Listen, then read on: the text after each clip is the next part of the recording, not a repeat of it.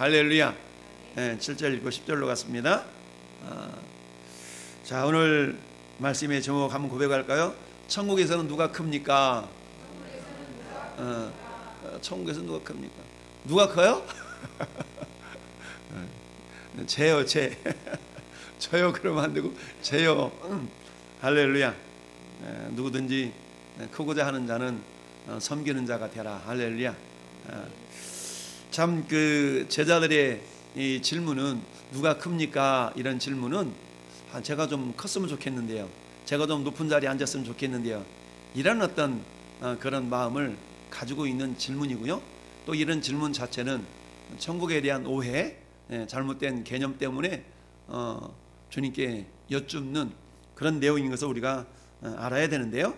자, 오늘 5월 첫날, 원래 5월 첫날 새벽 기도를 해야 되는데 주일로 일일이 겹치면 그냥 주일 예배에 집중하라고 우리 새벽 기도를 하지 않고 있는데요.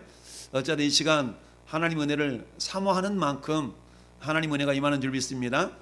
하나님은 성경이 분명히 시편 107편 9절에 저가 사모하는 심령을 만족시켜 주며 할렐루야. 주린 영혼에게 좋은 것으로 채워 주심이로다 라고 말씀하고 있습니다. 신앙생활에 있을 때 절대 두 가지 요소를 늘 말씀드리죠. 절대적인 요소, 물론 기본적으로 믿음이 있어야 되겠지만 그러나 그 믿음이 있다고 우리가 인정을 하고 두 가지 절대 요소가 있는데요. 따라합시다. 사모함과 간절함. 맞습니다. 사모함과 간절함을 하나님은 믿음으로 여겨주셔요. 그 자체가 믿음은 아니지만 믿음 있는 사람이 이런 열매가 나타나기 때문에 사모함과 간절함이 있는 사람들을 하나님은 그것을 믿음으로 여겨주십니다. 히브리서 11장 6절 말씀처럼 믿음이 없이는 기쁘시게 하지 못하나니. 할렐루야. 하나님이 제일 기뻐하는 것이 믿음 아니겠어요? 하나님을 기쁘시게 할 수 있는 믿음. 여러분이 이 아침에 5월 첫날에 여러분의 발걸음이 무거웠습니까? 가벼웠습니까? 어떤 사람은 무거운 발걸음일 수도 있겠고, 어떤 사람은 설레임과 기대함과 사모함으로 주님 앞에 나온다면 그 발걸음은 결코 무거운 발걸음이 될 수가 없습니다. 사모함과 간절함이 있다는 얘기는 가볍다는 얘기죠. 할렐루야. 가벼운 발걸음을 통해서 우리 하나님 앞에 나온 자들이 되었는데요. 오늘 말씀을 통하여서 하나님이 우리에게 뭐라고 말씀하기를 원하시나, 뭘 깨닫기를 원하시는가, 전에 어려운 마음 가운데 하나님의 성령께서 깨닫는 은혜를 더하여 주시기를 바랍니다. 자, 천국에서 누가 큽니까? 자, 오늘 1절은 이렇게 시작합니다. 그때에 라고 말씀하고 있습니다. 그때에. 그때가 언젠가? 그때는 앞에 있는 내용을 우리가 살펴보면 됩니다. 그때에. 그때. 자, 그때라는 것은 어떤 때냐? 22절 말씀을 보니까 갈릴리에 모일 때에 예수께서 제자들에게 이르시되 인자가 장차 사람들의 손에 넘겨져 죽임을 당하고 제3일에 살아나야 하리라 그랬더니 제자들이 매우 근심했다. 아니, 우리 주 스승님이 왜 죽어요? 지금 이러고 있는 거죠. 주님이 죽어야 되는 그런 의미를 이해를 하지 못하고 있는 겁니다. 24절에는 또 이렇게 갑니다. 가버나움에 이르니 라고 하면서 가버나움 그 회당에서 반세계를 받는 자들이 베드로에게 나와 이르되 너희 선생은 반세계를 내지 아니하느냐. 여기서 반세계라는 것은 성전세라고 얘기하는데요, 성전에 들어가기 위해서는 그들에게 성전세를 내는 게 있었어요. 그 반세계를 내지 않느냐라고 말하고 있는데, 이 반세계를 그거 내지 않는 거에 대해서 낸다. 원래 예수님은 성전의 주인이시고 친히 성전이시기 때문에 굳이 주인이 세를 냅니까? 안 내죠?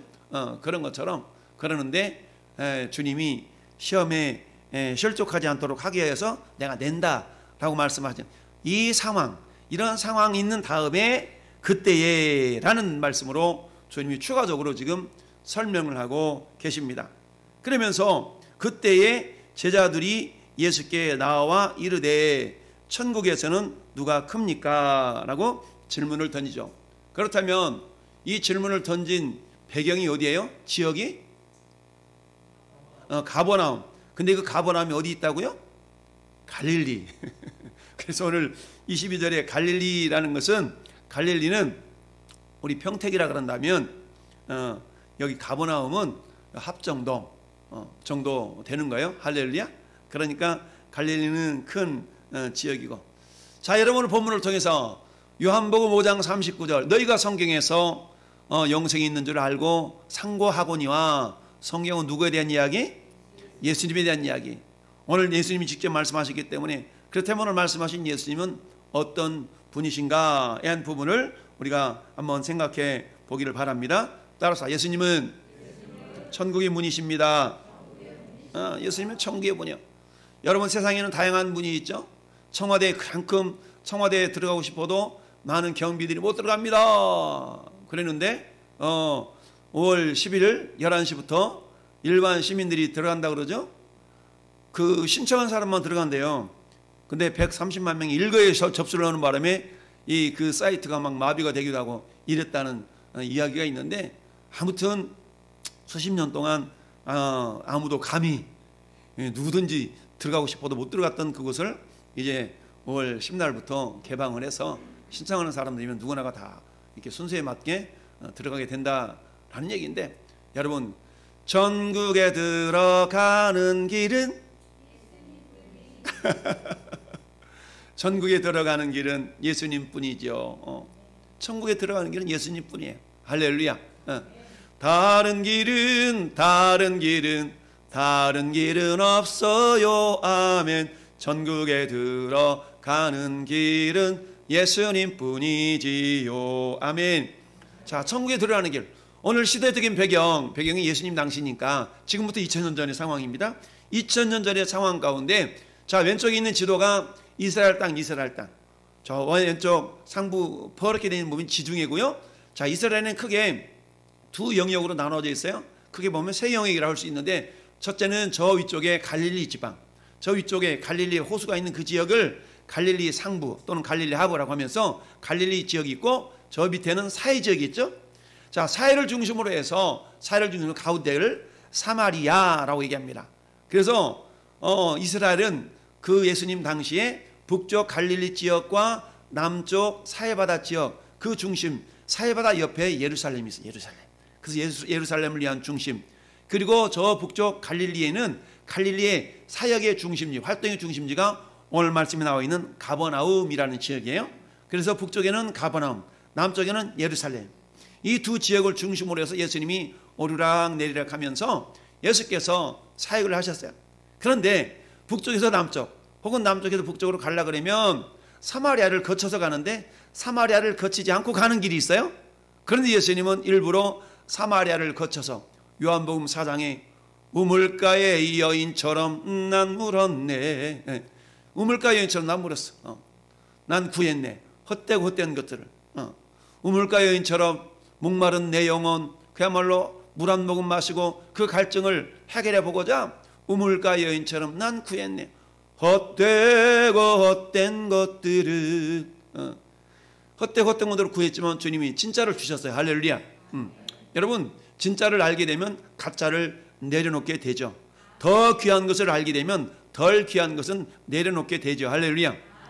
그래서 우리에게 가장 귀한 것은 예수님인 줄 믿습니다.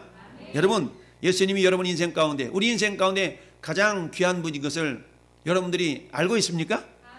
믿고 있습니까? 그렇게 살고 있습니까? 간단합니다. 여러분, 내가 예수님을 내 인생의 가장 귀한 분으로 여기고 있는가, 그렇지 않고 있는가를 여러분 확인하는 방법은 다양하지만 몇 가지만 점검해 보면 알아요. 과연 내가 예수님을 내 인생의 가장 귀한 분으로 여기고 있나? 첫째, 내가 주의를 잘 지키고 있나? 둘째, 내가 11조 잘 드리고 있나? 셋째, 말씀에 순종하고 있나? 이 세 가지만 점검해 보면 여러분들이 예수님을 내 인생의 가장 귀한 존재로 여기고 있나, 그렇지 않고 있는가를 진단하는 하나의 방편입니다. 물론 이 밖에도 다양하게 많이 있지만 이 세 가지만 여러분 점검해 보세요. 그렇다면 내가 내 인생의 예수님을 가장 존귀한 자로 여기고 있나, 그렇지 않고 있는가를 내가 스스로가 체크해 볼 수 있는 체크리스트입니다. 물론 이 밖에도 무슨 소리 목사님, 나는 예수님을 내 인생의 가장 귀한 분으로 여기고 있는데요 라고 말할 수가 있지만, 그러나 성경은 그렇게 말하고 있다는 얘기입니다. 할렐루야. 여러분, 오늘 저 이스라엘 지도를 보면서 왼쪽에 커다란 그 전체적인 이스라엘 땅을 표현해 주었고요, 오른쪽에는 저 북쪽에 있는 저 갈릴리 지역만을 이렇게 좀 확대해서 보여주고 있습니다. 그래서 갈릴리 호수를 이스라엘 사람들은 바다라는 말로도 표현을 합니다. 넓기 때문에. 그래서 갈릴리 호수 가운데 오른쪽 지도 가운데 저 빨간 부분이, 어떤 빨간 부분이 가버나움이라는 도시예요. 자, 가버나움 도시에 가보면 어떤 일이 있냐, 어떤 모습이 있냐. 지금 저게 항공 촬영한 것인데요. 자, 저기에 화살표 3개가 있습니다. 맨 가운데 있는 화살표가 회당이에요. 회당. 우리로 말하면 예배당인 거죠. 이스라엘 사람들은 회당에서 말씀을 배우고 말씀을 가르침을 받고 이런 그런 시대를 살았습니다. 그래서 지역마다 우리가 예배당이 있는 것처럼 이스라엘 백성들한테는 성경 공부하는 장소를 회당이라고 그러는데 그 회당이 있어요. 그런데 지금 저 가버나움 지역에는 2000년이 지났지만 지금도 저곳에 회당의 흔적이 있습니다. 그리고 그 왼쪽에 보니까 베드로 기념교회라는 교회가 있습니다. 이 베드로 기념교회, 그 교회 꼭대기에는 여러분 이 수탉인지 암탉인지 이 꼿꼿해 가는 닭이 수탉인가요? 그 닭이 이렇게 닭 모형이 있어요. 닭 모형이 이렇게 있어. 그러면서 닭 울음소리를 듣고 베드로가 회개하고 예수님을 바라봤던 그런 이야기 있잖아요. 그래서 베드로 기념교회라는 그 예배당이 지금 이렇게 설치되어 있는데요.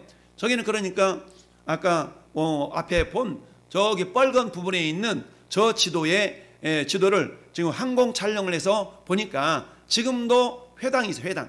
오늘 예수님께서 말씀하신 곳이 어디라고요? 가버나움 회당이에요. 할렐루야. 지금 저곳에서 2000년 전에 말씀하셨던 걸 여러분 생각하면서 오늘 예수님께서 뭐라고 말씀하시는가 봤더니 예수님은 뭐라고요? 천국의 문이시다. 따라합시다. 예수님은 천국의 문이십니다. 예수님은 천국의 문이에요. 문. 여러분 우리가 문을 통하여 들어오지 않는 사람을 보통 강도의 도둑이라고 표현하죠. 그렇다면 천국에 들어가는 문은 예수님이에요. 그러니까 천국은 예수님을 통해서만 들어갈 수 있다는 얘기입니다. 할렐루야. 예수님을 통해만 들어가고 있는데 여러분 베드로 요한이 성전에서 이제 설교하면서 복음을 전하는 가운데 그렇게 얘기합니다. 사도행전 4장 12절에 다른 이로서는 구원을 얻을 수 없나니 천하 사람 가운데 구원을 얻을 만한 다른 이름을 우리에게 주신 일이 없다. 할렐루야. 아멘. 오직 예수의 이름을 통해서만 구원을 받는다라고 말합니다. 아멘. 여러분 사도 바울 일행이 1차 전도여행, 2차 전도여행 때에 복음을 전하다가 저 유럽에 처음으로 세워진 교회가 빌립보 교회인데요. 이 빌립보 지역에서 복음을 전하다가 감옥에 갇혔어요. 빌립보 감옥에 갇혔을 때에 하나님께서 이제 성령께서 천사들을 보내가지고 감옥문을 홀라당 다 열어 제껴놨네. 그러니까 이 감옥을 지키는 간수가 깜짝 놀라가지고 감옥문이 다 열려진 걸 보면서 큰일 났다. 이 간수들, 이 죄수들 다 도망가면 내 목숨이 달아나는데 하면서 먼저 칼을 가지고 자결하려고 그러는 순간에 사도 바울이 뭐라고 합니까? 해하지 말아라. 우리 그대로 있다. 비록 감옥문이 열렸지만 우리는 안 도망갔지. 라고 하면서 감옥에 앉아 있어요. 그러니까 이 간수가 깜짝 놀라가지고 야, 내가 어떻게 해야 구원을 받으리까? 라고 합니다. 그때에 사도 바울이 이렇게 얘기합니다. 따라합시다. 주 예수를 믿으라. 그리하면 너와 내 집이 구원을 얻으리라. 이렇게 얘기합니다. 야, 그래서 베드로를 데려다가 그 상처를 닦아주고 싸매주고 그러면서 온 집안 사람들 다 불러 모아가지고 베드로의 말씀을 듣고 베드로를 통해 복음을 듣고 온 사람이 다 구원받고 하나님의 자녀가 되었더라. 예수로만 구원을 얻을 수 있습니다. 그래서 예수님이 뭐라? 천국에 이르는 문입니다.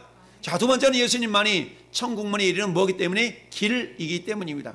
문이 있다면 문을 찾아가는 길이 있어야 되지 않겠습니까? 그런데 예수님 뭐라고요? 예수님이 길이십니다. 요한복음 14장 6절에 예수님 말씀하십니다. 내가 곧 길이요 진리요 생명이다. 할렐루야. 내가 곧 길이다. 근데 길은 길인데 성경에 보니까 the way라고 돼요. the way. 네. 무슨 말입니까? a way가 아니라 the way라는 말은 그 하나만 되어 있다는 얘기입니다. 그래서 정해져 있다는 어떤 길, 많은 길 중에 한 길이 아니라 그 길이란 말은 유일한 길이라는 얘기입니다. 할렐루야. 천국에 들어가는 길이 이 길도 있고 저 길도 있고 저 길도 있고 이런 길이 아니라 천국에 들어가는 길은 예수님이라는 길밖에 없다라는 얘기입니다. 할렐루야. 여러분 이 모습을 예수님이 오시기 700년 전에 기록한 이사야 선지자, 아니 예수님 전에 오셨던 예수님 오시기보다 1000년 전에 있었던 사람이 다윗인데요. 지금부터 3000년 전에 다윗은 시편 16편에서 이렇게 고백하고 있습니다. 16편 11절에 주께서 생명의 길로 나에게 보이셨나니. 할렐루야. 주님이 생명의 길을 나한테 어떻게 했다고요? 보이셨다는 겁니다.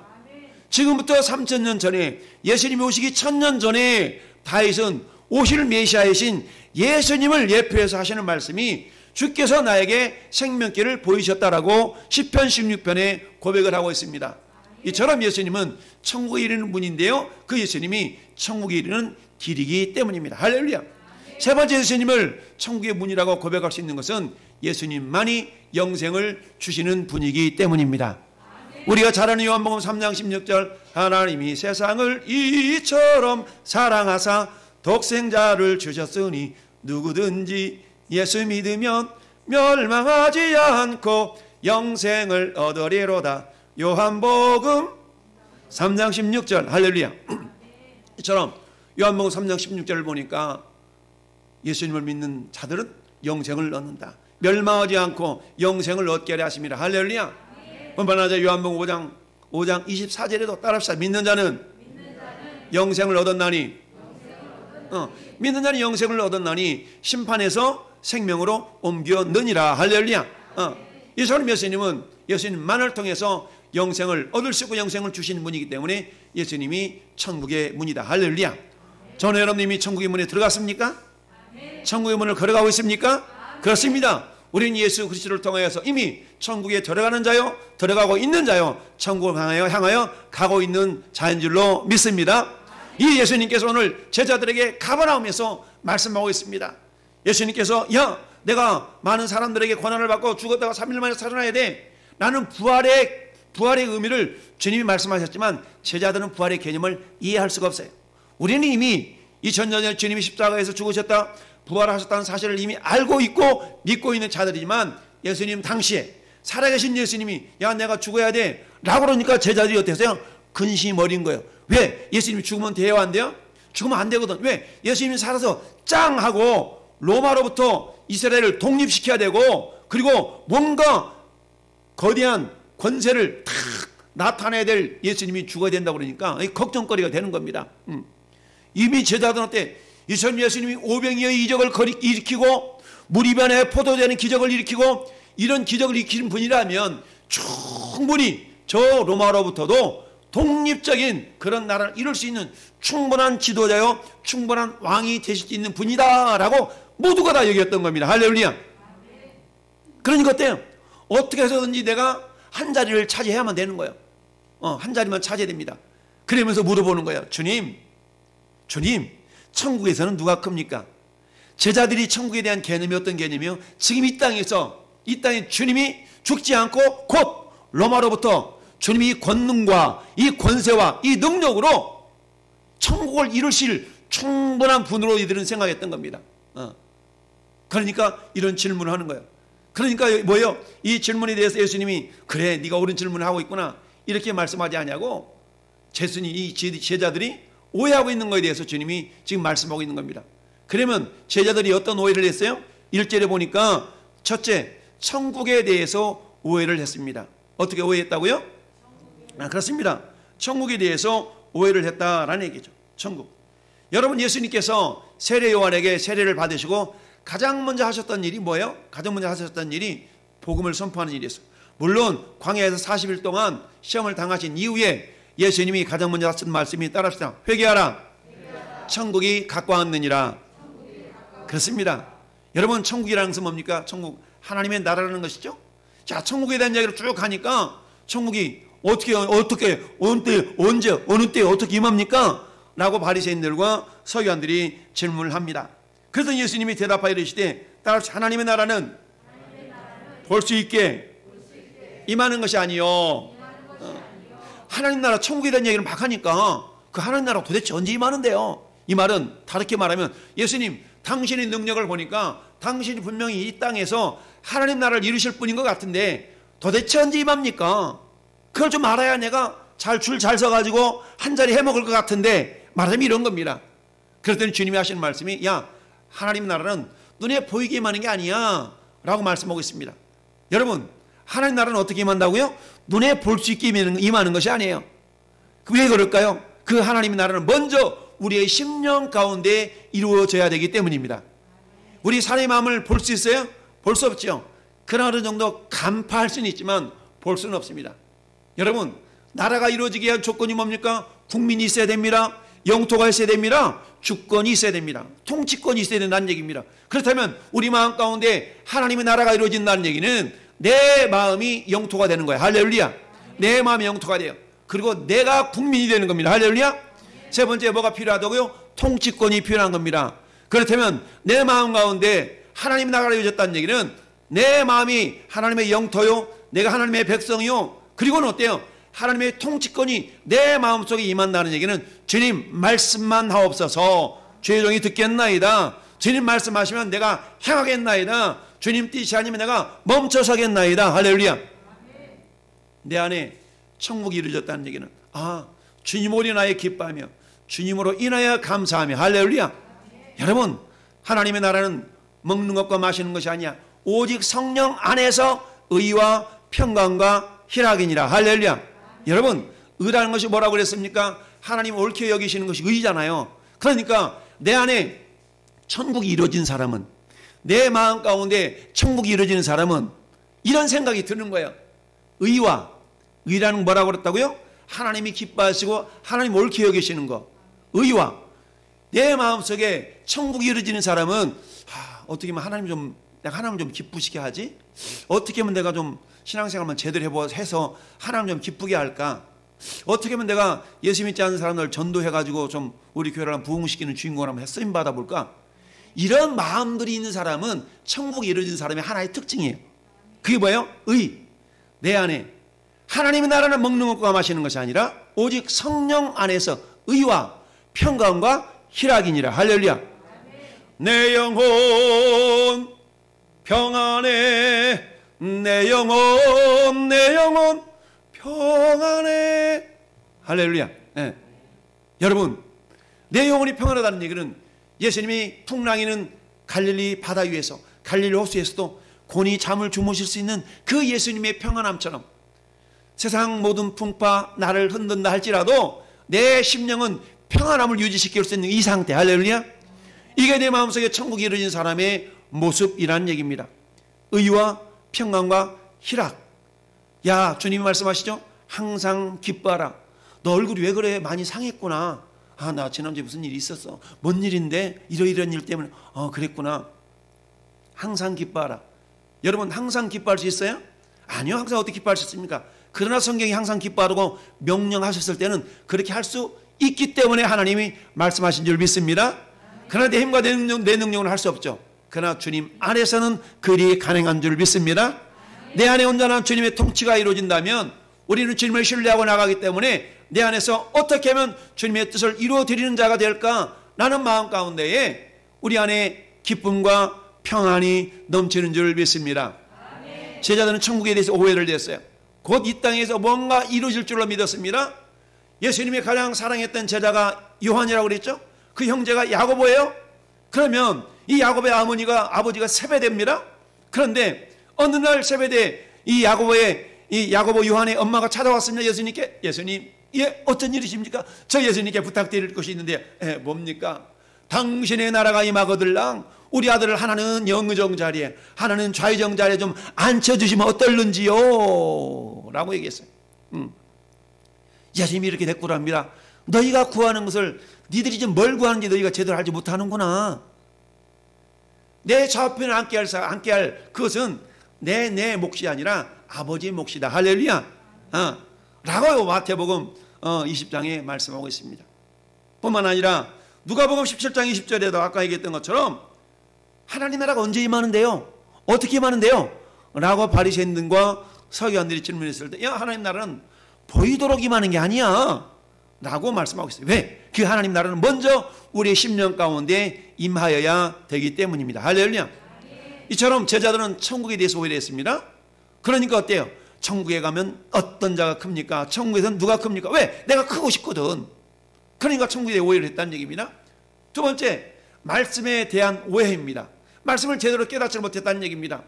여러분, 마태복음 5장 19절 말씀 보니까 이렇게 기록하고 있습니다. 그러므로 누구든 이 계명 중에 지극히 작은 것 하나라도 버리고 또 그같이 사람을 가르치는 자는 천국에서 지극히 작다 일컬음을 받을 것이요. 누구든지 이를 행하며 가르치는 자는 천국에서 크다 일컬음을 받으리라. 할렐루야. 누구든 이를 행하며 가르치는 자. 여러분, 우리가 말은 누가 못해 이런 얘기 하잖아요. 말은 누가 못해 이런 얘기 하잖아요. 근데 그 말한 것을 실천한다는 것은 그만큼 쉬운 일은 아니지 않습니까? 말했다면 실천해야 되는데, 야, 요즘 우리 가장 우리 신뢰받지 못한 부류 가운데 정치인들 아니겠습니까? 정치인이 가장 신뢰받지 못하고 있잖아요.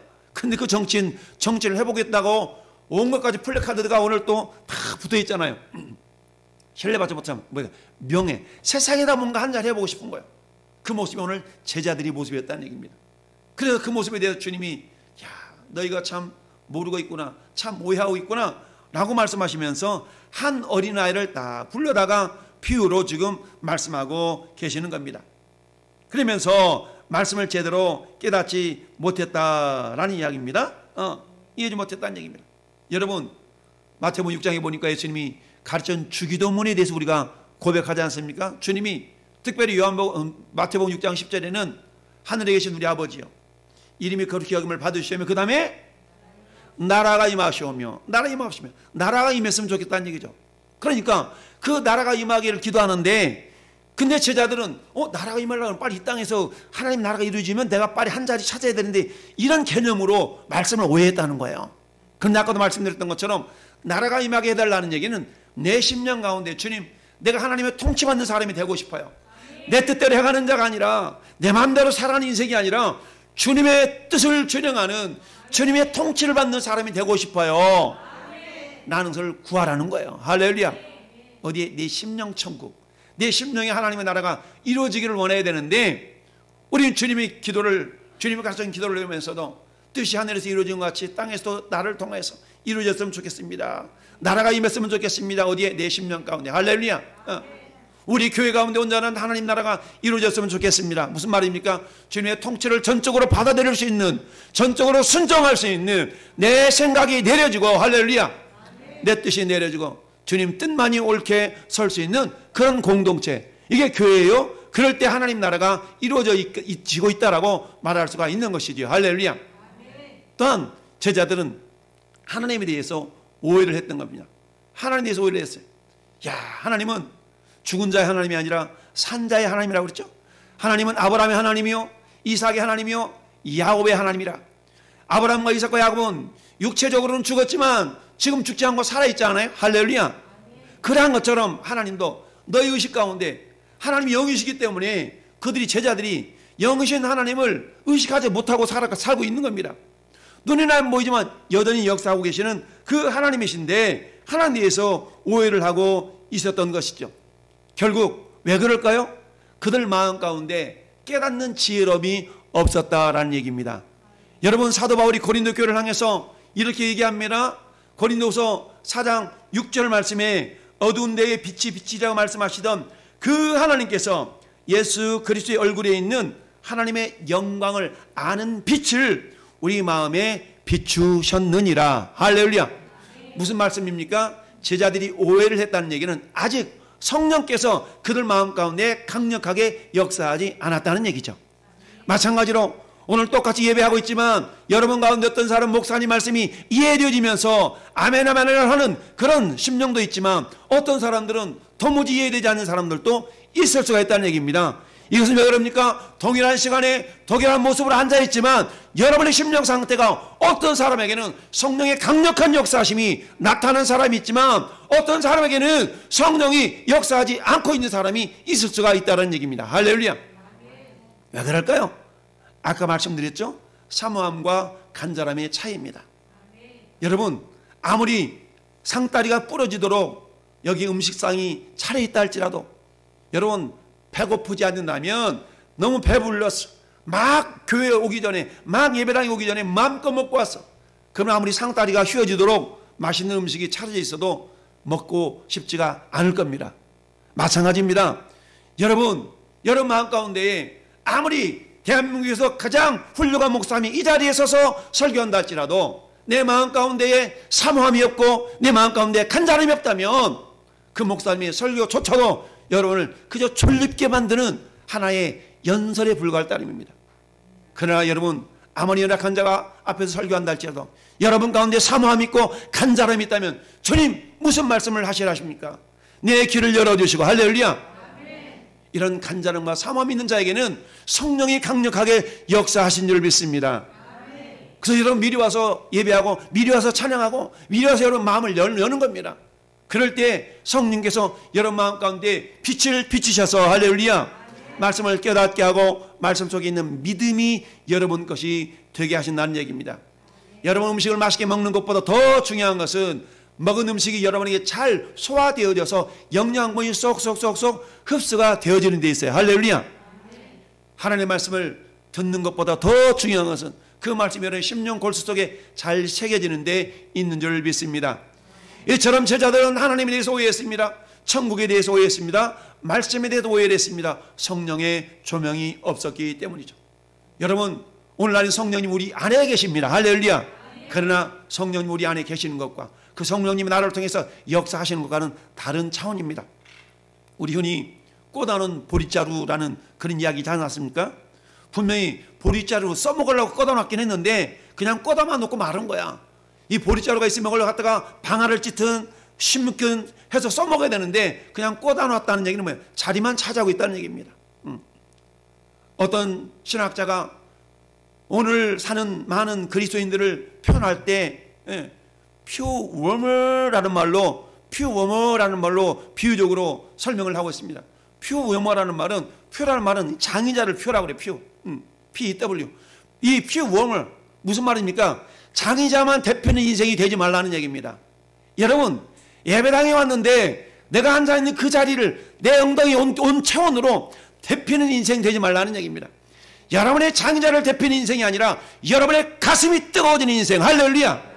성령을 통해서 내 가슴이 뜨거워진 인생이 되어야 되는데 오늘 21세기를 사는 많은 예수 믿는 사람들이 그저 퓨로마로 남아있는 경우가 많다. 장의자만 대표는 인생이 되지 말고 내 가슴을 대표는 시간이 되기를 원합니다. 여러분 예배라는 것은 내 가슴을 대표는 시간입니다. 할렐루야. 성령을 통해서 저와 여러분의 가슴이 대표지는 은혜가 있기를 바랍니다. 이런 제자들의 오해에 의해서 예수님이 그 오해를 다시 한번 일깨워주는 그런 모습이 2절부터 오늘 쭉 나타나 있는 내용입니다. 그렇다면 예수님의 교훈은 뭡니까? 너희가 천국에 대해서 오해를 하고 있는데 어떻게 천국의 큰 자입니까? 말하는데 야야야야 천국에서 크니 작니보다 더 중요한 것은 먼저 천국에 들어갈 수 있어야 되잖아. 할렐루야. 아니겠습니까? 어떤 사람이 회사에 가서 야 내가 연봉을 얼마를 받고 내가 진급을 하면 뭐가 되고 그러는데 야 그것보다 먼저 그 회사에 들어가야지. 그 회사에 들어가야지. 회사에 들어다니면서 꿈을 꾸는 거야. 꿈 꾸는 건 자유지만 제자들도 마찬가지. 아 천국에 가서 내가 한 자리 이 자리 찾아야 되는데 우리 주님 보시고 마음에 안타까움이 있어서 야야야야야야 한 어린아이를 불러 그들 가운데 세우시고 여러분 어린아이라는 것은 예수님 당시에 사람 축에 끼지 못했어요. 그 당시에 예수님 당시에 사람 축에 끼지 못하는 부류가 있어요. 어린아이 또 누구? 여자. 이런 사람은 사람 축에 못 꼈어요. 그래서 어때요? 오병이의 이적을 이렇게 주님이 행하실 때 성경이 뭐라고 기록하고 있습니까? 먹은 사람이 여자와 어린아이 외에 5천 명이나 되었다라고 그러잖아요. 그러니까 어린아이 여자들은 사람 축에 못 끼는 거야. 이게 5천 명 속에 못 끼었다는 얘기예요. 오병이어를 통해서 그 음식의 혜택을 받은 사람이 5천 명이 되는데 그런데 5천 명 속에 어린아이하고 여자는 끼지를 못했다는 얘기야. 예수님 당시에 그랬다는 얘기입니다. 근데 오늘날은 어때요? 여권신장, 성평등 이러면 얼마나 존귀하게 여김 받습니까? 자 어찌하든 그런 시대였었는데 예수님이 말씀하시기를 진실로 너희에게 이르노니 여러분 3절 말씀은 우리가 5월달에 암송할 말씀이에요. 주보에 그렇게 나왔는데 5월에 암송 말씀이니까 여러분 잘 기억해 두셨다가 암송할 수 있기를 바랍니다. 그런 의미에서 한번 읽어볼까요? 이르시되 진실로 너희에게 이르노니 어린아이들과 같이 되리 아니하면 결단코 천국에 들어가지 못하리라. 아멘. 아니 천국에 들어가야 높든지 낮든지 자리를 차지하든지 말든지 할 거 아니겠어요? 그러니까 주님께서 말씀하시는 거예요. 야 천국에서 자리 나타나는 것보다 더 중요한 것은 먼저 천국에 들어갈 수 있어야 되지 않겠니? 라고 말씀하고 있는 겁니다. 그래서 뭐라고요? 다시 할렐루야. 돌이켜 어린아이가 되라라는 얘기입니다. 할렐루야. 여러분, 어린아이의 특징이 많이 있겠지만 오늘 세 가지만 살펴본다 그러면 첫 번째 따릅시다. 수용적입니다. 어린아이는 쉽게 뭐든 이렇게 흡수하려는, 빨아들이려는 그런 어떤 속성이 있다라는 얘기입니다. 수용적입니다. 오늘 3절 말씀에 읽어본 것처럼 6절 말씀도 누구든지 나를 믿는 이 작은 자 중에 하나를 실족하게 하면 차라리 연자의 맷돌이 그 목에 달려 깊은 바다에 빠뜨려지는 것이 낫다라는 얘기입니다. 여러분, 수용적이라는 얘기는 뭐예요? 주님의 말씀에 대해서 빨리 흡수할 수 있다는 얘기입니다. 할렐루야. 저건 내 말이 아니고 저거는 김 집사에게 들려줄 말인데 오늘 김 집사가 안 나왔구나. 이건 이 집사한테 들려줘야 할 말인데 이 집사님이 졸고 있구나. 이렇게 오늘 이렇다는 얘기입니다. 여러분, 그 말씀, 모든 말씀은 나에게 주신 말씀이에요. 근데 우리는 말씀을 골라 먹으려고 그래. 근데 어린아이 속성이 있다는 얘기는 모든 말씀을 나에게 주시는 말씀으로 받아들인다는 얘기. 할렐루야. 근데 주님 뭐라 말씀하셨다고요? 회개하기에 빠르다. 회개해야 된다는 얘기. 여기서 말하니까 너희가 돌이켜 어린아이들과 같이 되지 않으면, 이 돌이켜라는 말은 회개한다는 뜻이죠. 회개한다는 뜻. 할렐루야. 너 엄마 그러면 안 돼. 알아서 잘못했어요. 어린아이들이 특히 그렇다는 얘기죠. 여기서 어린아이는 파이디온이라는 단어인데요. 이 단어의 뜻은 갓난아기로부터 만 7세가 되지 못한 아이. 그러니까 6살까지면 우리로 말하면 어때요? 유치원생들이 유치원생. 여러분, 7살 학교 들어갈 때부터는 뭐가 생기냐면 내 생각이 생겨. 내 생각이. 엄마 나 혼자 잘할 수 있어. 엄마 걱정 마. 나 혼자도 잘해요. 텔레비전 프로그램도 있잖아요. 혼자서도 잘해요. 물론 혼자서 잘해란 말이 긍정적으로 우리가 표현하면 그런 내용이지만, 그러나 성경은 혼자서도 잘해요 라는 말은 결국 이게 믿음대로 행하는 그런 모습이 아니라 그러면 결국 복된 표현은 아니에요. 혼자서도 잘해요가 아니라 주님과 함께 해야 돼요. 할렐루야. 주님 말씀대로 해야 되는데 주님 말씀은 제껴놓고 내 뜻대로 내 생각대로 행할래요. 엄마 괜찮아, 내가 알아서 잘할게요. 이게 어린아이가 아이가 되면 이제 애가 커지면 이런 말을 하게 되죠. 첫 번째는 수용적이라는 말은 회개하기에 빠르다라는 얘기입니다. 너 그러면 안 돼. 알았어 엄마 나 잘못했어.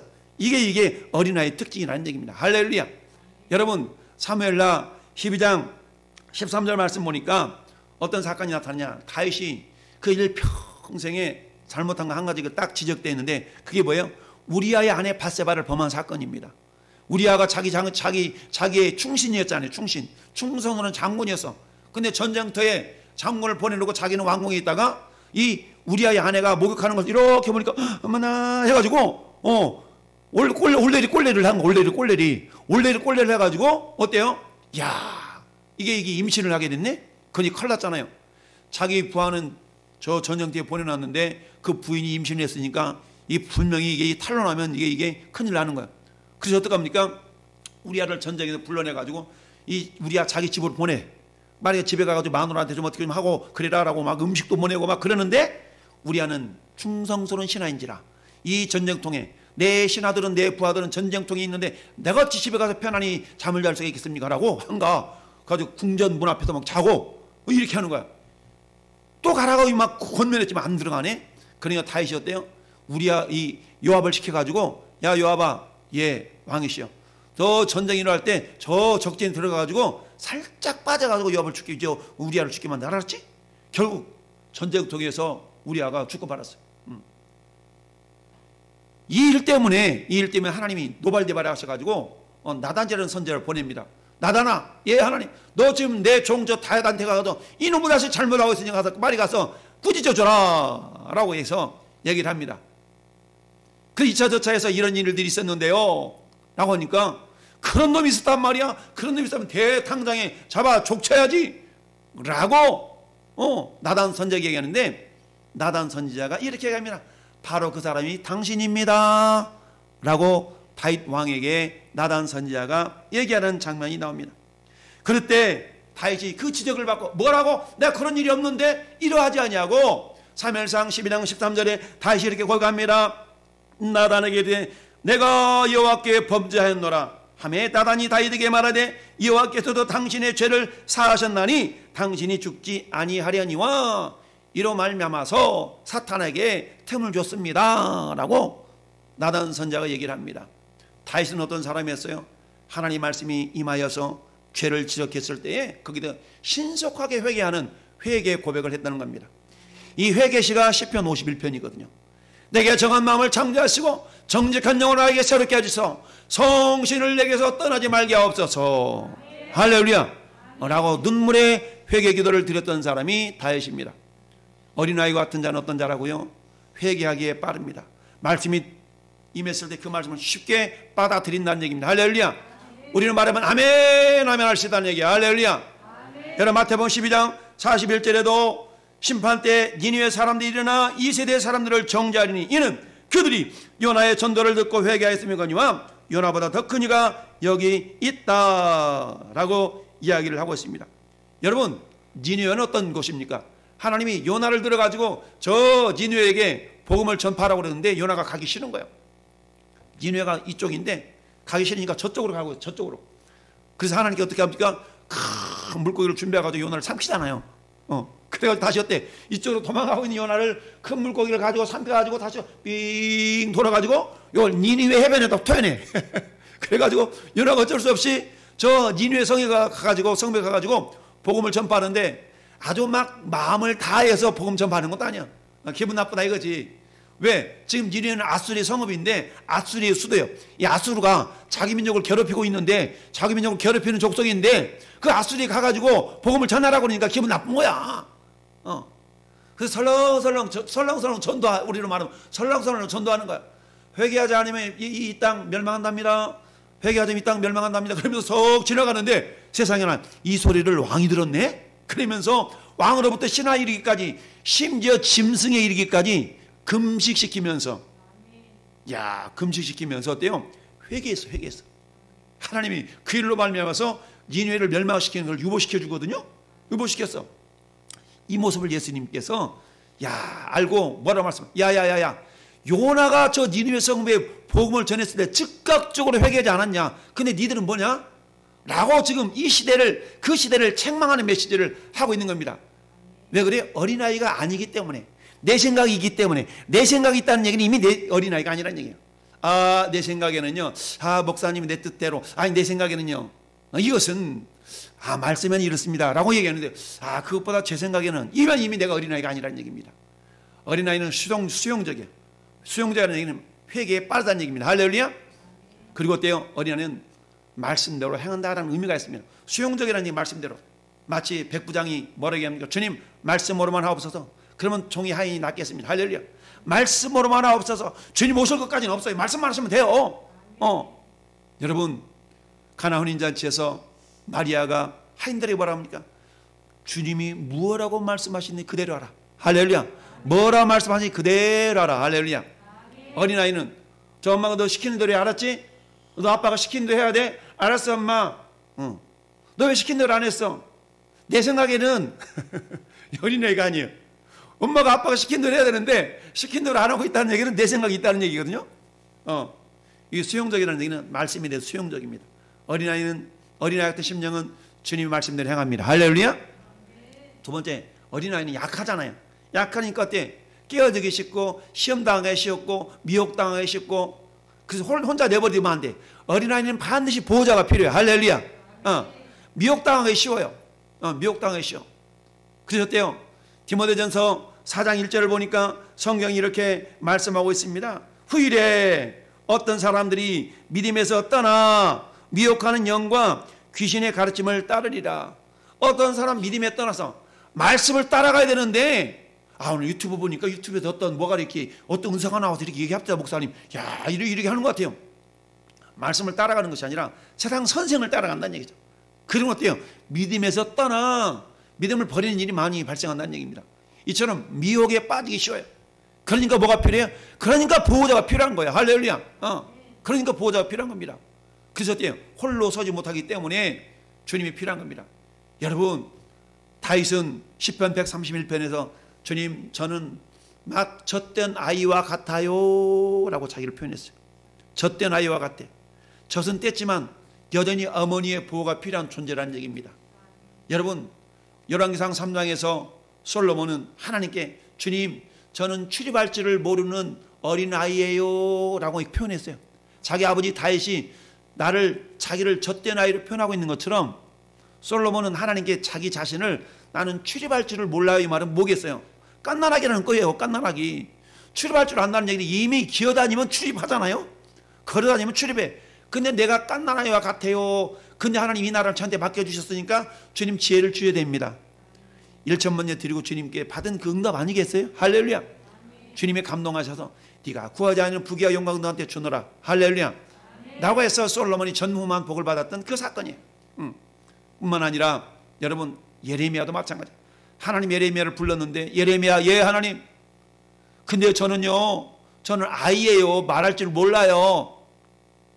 하나님이 예레미야에게 이렇게 말합니다. 야, 너는 아이라 그러지 말고 내가 너에게 이르는 말만 해. 할렐루야. 내가 너에게 말하는 것만 얘기하면 돼. 할렐루야. 여러분, 심부름꾼이 뭐예요? 심부름꾼이 주인이 시키는 일만 하는 거 심부름꾼 아니겠어요? 이런 것처럼 홀로 서지 못하기 때문에 뭐가 필요해요? 뭔가 의지할 대상이 필요한데, 그러나 우리 의지의 대상은 예수님 뿐인 줄 믿습니다. 할렐루야. 예수님, 이처럼 시험 들기 쉽고 넘어지기 쉬운 이런 존재. 그래서 주님이 뭐라고 말씀하세요? 누구든지 나를 믿는 이 작은 자 중에 하나를 실족하게 하면, 실족하게 할 수 있다 없다? 실족하게 할 수 있다는 얘기입니다. 저나 여러분들이 먼저 예수 믿고 나중에 예수 믿는 사람을 실족하게 할 수도 있고, 나중에 예수 믿었지만 먼저 예수 믿는 사람을 실족하게 할 수도 있고, 그럴 수 있다는 얘기입니다. 할렐루야. 실족하게 한다는 얘기는 생명길에서 벗어나게 만든다는 뜻이거든요. 아우, 나 시험 당한 것 같아. 아우, 나 우리 김 집사님 때문에 시험 든 것 같아. 아우, 우리 목사님 때문에 시험 당한 것 같아. 막 이러잖아요. 여러분, 시험 들게 하는 사람이 잘못된 걸까요? 시험 받게 하는 사람이 잘못된 걸까요? 둘 다 잘못된 거예요? 근데 여러분, 시험 들게 하는 사람은 발 편히 뻗고 자지만 시험 든 사람은 발 편히 뻗고 못 자. 엎치락 뒤치락 하면서 막 이리 되시고 저리 되시고 그러면서 잠을 잘 못 자. 근데 시험 들게 하는 사람은 자기가 시험 들게 했는지 잘 몰라. 발 편히 뻗고 자. 근데 누가 책망을 해요? 근데 그 사람을 하나님 책망하는 거예요. 시험 들게 한 그 사람을 하나님 책망하지만 정작 시험 든 사람은 자기가 괴로워해. 그래서 어때요?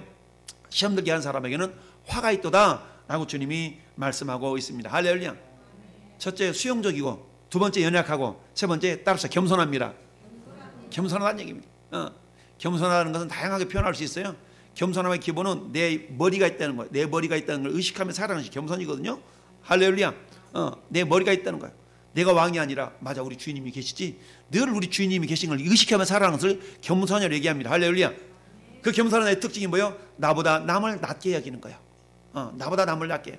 이래봬도 내가 말이야 서울대학교 대학원에서 박사학위를 몇 개를 받았네 이러지 않냐고. 사도 바울은 이 모든 것을 내가 배설물로 여겼다.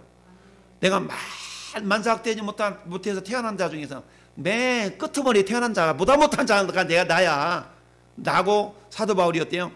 하나님을 아니까 겸손한 자로 변화가 되었다는 얘기입니다. 할렐루야. 이 겸손하다는 얘기는 다른 말로 말하면 사모함이 있다는 얘기예요. 사모함. 할렐루야.